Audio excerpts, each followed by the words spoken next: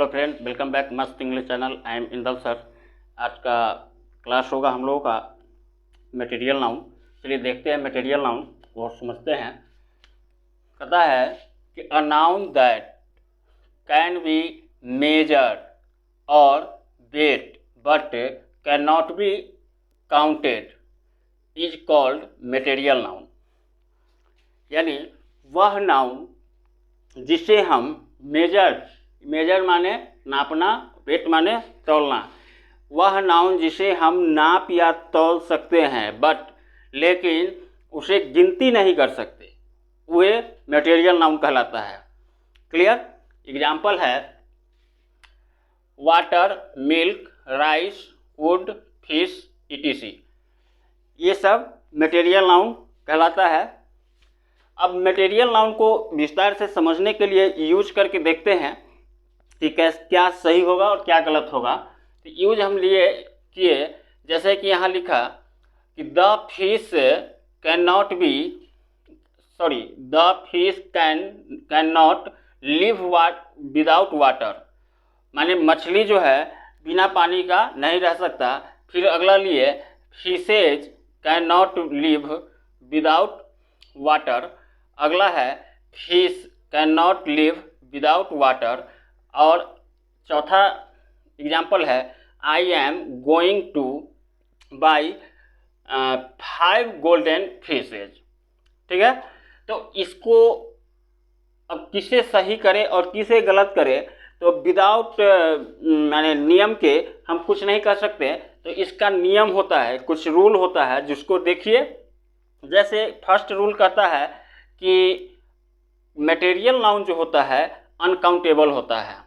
दूसरा कहता है no article is use before material noun, यानी मटेरियल नाउन के पहले आर्टिकल का यूज नहीं करते हैं। तो इसलिए लिखा हुआ है नो आर्टिकल। दूसरा अगला है कि 99.9% तक मटेरियल नाउन जो है होता है सिंगुलर और वर्ब भी लेता है सिंगुलर। और जो मटेरियल नाउन सिंगुलर होता है उसके साथ एस या ईएस जोड़कर हम प्लूरल नहीं बनाते हैं। लेकिन यहाँ कह रहा है कि 99.9% यानी कि होता है सिंगुलर, लेकिन 0.1% विशेष परिस्थिति में वह मटेरियल नाउन प्लूरल होता है, बनता है। चलिए उसको समझते हैं कैसे क्या है। तो पहला नियम कहा कि नो आर्टिकल यूज, माने आर्टिकल का यूज माने नॉर्मली मटेरियल नाउन के साथ आर्टिकल का यूज नहीं करेंगे। तो यहाँ जो है कह रहा है कि the fish can not live without water. ये सेंटेंस आपका गलत होगा क्योंकि यहाँ आर्टिकल का यूज कर दिया है। ठीक है, कुछ विशेष नहीं है, कुछ खास नहीं इस सेंटेंस में, इसलिए यह गलत हो गया। दूसरा कह रहा है कि fishes can not live without water, यानी कि हम उस मछली को गिनती नहीं कर सकते जो पानी में जीता है, इसलिए यहाँ पे फिश नहीं फिशेज कर दिया, इसलिए दूसरा सेंटेंस भी आपका गलत है। अगला कह रहा है तीसरा fish can not live without water. ये कंप्लीट हो गया, इसलिए कि यहाँ पे ना तो ईएस लगा है और ना आर्टिकल लगा है, इसलिए ये आपका सेंटेंस कंप्लीट है। अब अगला कह रहा है कि I am going two by 5 golden fishes. यहाँ पे जो है ये आपका ईएस लगाकर प्लूरल बनाया गया है, लेकिन यह सेंटेंस कंप्लीट है, सही है। अब सही क्यों है इसको देखिए। जैसे यहाँ हमने आपको बताया कि 99.9% मटेरियल नाउन जो है आपका सिंगुलर होता है और वर्ब भी लेता है सिंगुलर। ठीक है, लेकिन और उसके साथ एस या एस लगाया नहीं जाता है। लेकिन यहाँ जो है आई एम, यहाँ जो है आपका प्लूरल बना है, ये वर्ब भी प्लूरल लगा है और ईएस भी जोड़ा गया है। अब ये क्या है, ये मछली जो है आपका खास बन जा रहा है। कह रहा है कि I am going two by 5 golden fishes. मैंने 5 गोल्डन यानी कि सोने का रंग वाला, सोने का रंग वाला यानी येलो कलर का मछली जो है 5 पीस खरीदा। क्यों खरीदा? पालने के लिए खरीदा। मान लीजिए कि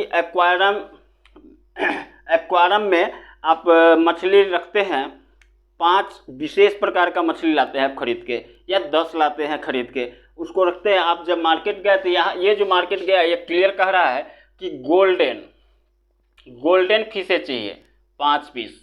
गोल्डन फिशेज हो गया आपका खास, इसलिए जब ये खास हो गया तो यहाँ एस या एस लगाकर इसे प्लुरल बनाया जा सकता है।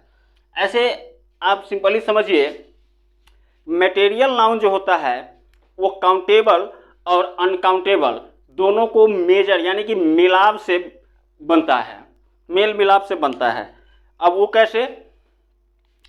तो जैसे कि आप मार्केट में जाते हैं, आलू जो है आपको जोख करके मिलता है, लेकिन आप उसे काउंट करना चाहे तो कर सकते हैं, तो उसे ना तो काउंटेबल कहेंगे और ना ही अनकाउंटेबल कहेंगे।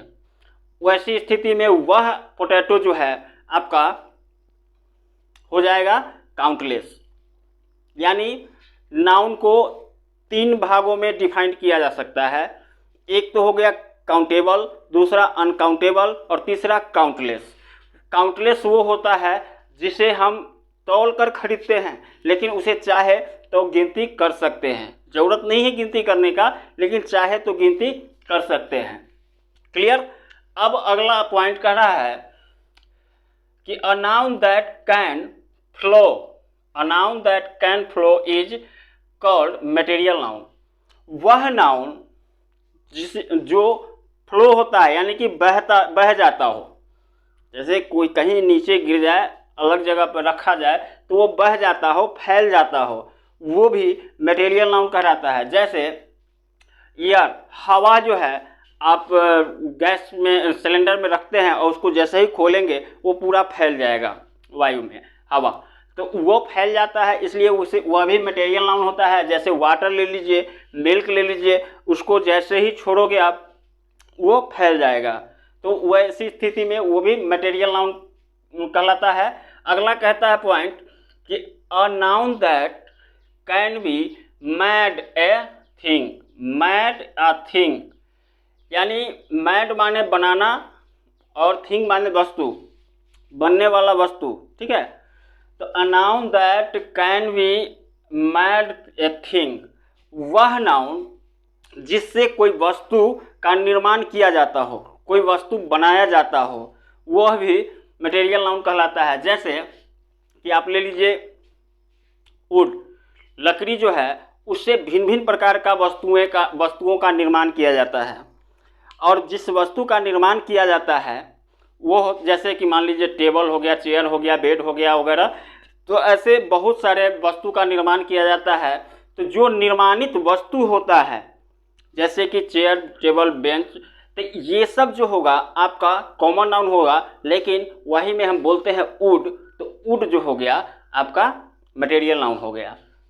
दूसरा है, एग्जाम्पल के लिए लेते हैं गोल्ड, सोना, तो गोल्ड जो है आपका मटेरियल नाउन होगा, लेकिन उसी गोल्ड से बना हुआ वस्तु जैसे कि रिंग हो गया, चैन हो गया, नेकलेस हो गया वगैरह वगैरह, जो भी वस्तुएं तैयार होता है उससे, वो सारा आपका कॉमन नाउन होता है। क्लियर? उम्मीद है कि आप लोग इस मटेरियल नाउन के बारे में जो हमने समझाया आप लोगों को समझ में आया होगा, और अगर अच्छा लगे वीडियो देखिए और सुनिए, एक बार नहीं बार बार देखिए, और देखने के बाद इसको कॉपी कलम लेकर के लिखना शुरू कीजिए, देखिए और लिखिए, सुनिए, समझिए, अच्छा लगे तो लाइक, शेयर और सब्सक्राइब करें। Thank you for watching all of you.